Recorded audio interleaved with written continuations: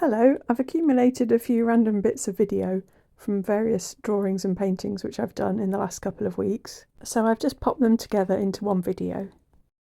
This first one that I'm showing you is a very quick watercolour sketch in a Talens Art Creations book, and then this is it when I've added some more layers on top with mixed media. I used some luminance pencils, a Stabilo Woody lilac pencil and a white tempera paint stick. For a reference, I'd used a photo which I'd taken back in Cambridgeshire near where I used to live. The paint palette I used was a little green 9-colour Funto palette which I'd put together with my own colours. I'll link to a video of that down below. And then my next sketch was an even quicker watercolour based on a photo which I took in St Ives Harbour. I'd done a pencil outline first and then very loose watercolour. It's worth mentioning that the paper in this Talens Art Creations sketchbook isn't watercolour paper, so it's not going to be the most ideal outcome really, but it's such a fun book for scribbling in. And then here you can see that I've added some black ink pen and a little bit of coloured pencil for shadow areas. So yes, 2 sketches done during quiet moments on my day manning the art gallery. And then next, I'd been working on an MDF board with acrylic paints.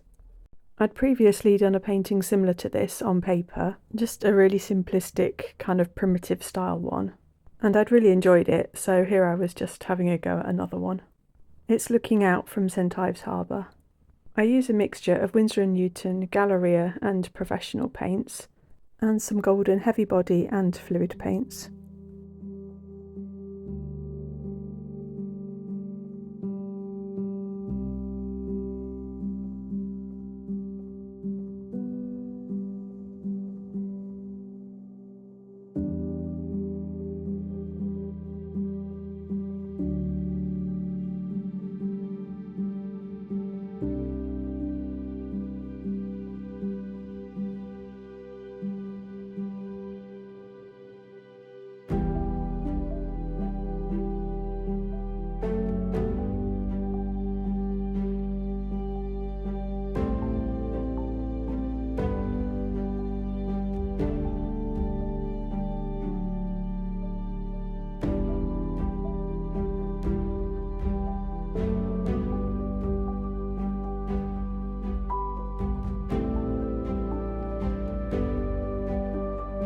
I really enjoyed using my new golden fluid acrylics for these outlines and detailed lines.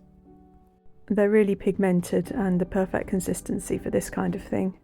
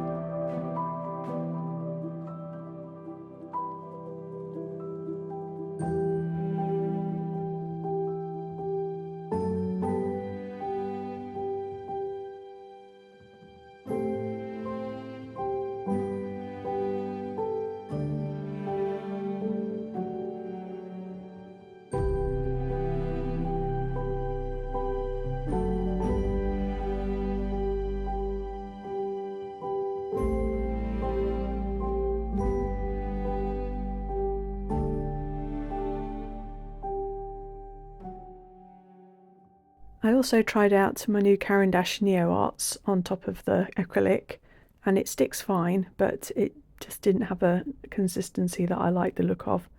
So all of the Caran d'Ache Neo Art ended up getting covered up with acrylic paint later. It just felt too stiff to blend out nicely.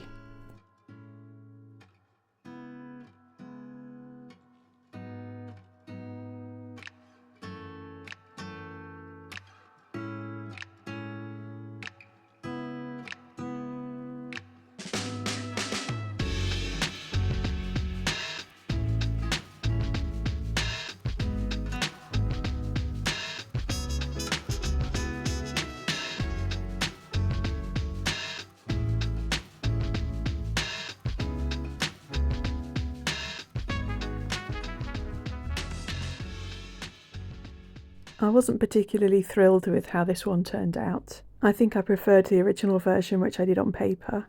I did frame it though, which always improves how something looks, plus I tweaked it a bit. To frame it, I used white eggshell paint on a backboard and glued the board with my painting on to the backboard, and then just put it in a regular frame.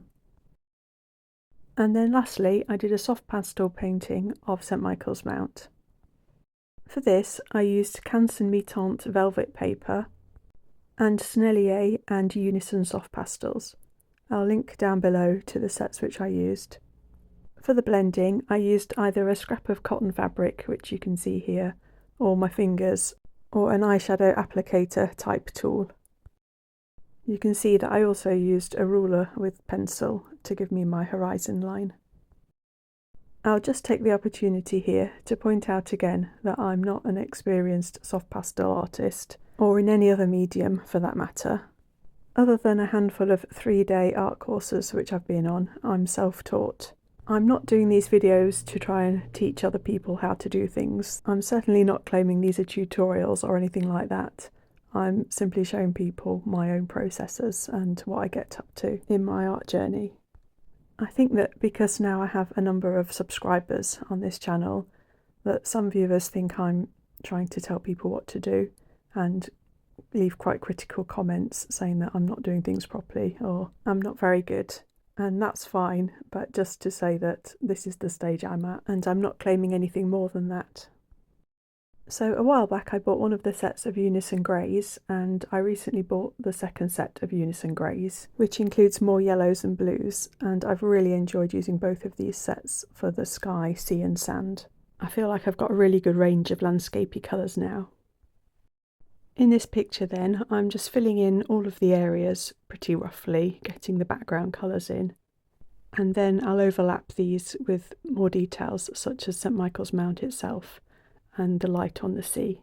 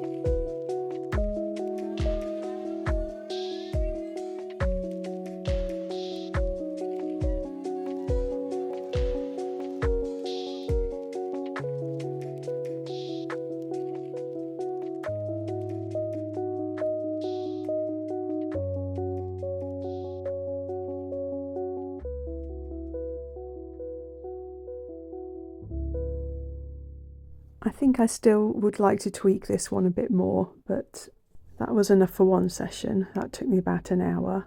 I'll see if I feel like going back to it later or not. I hope you've enjoyed seeing a variety of pictures and different art materials in this video anyway. Thanks so much for watching. Bye!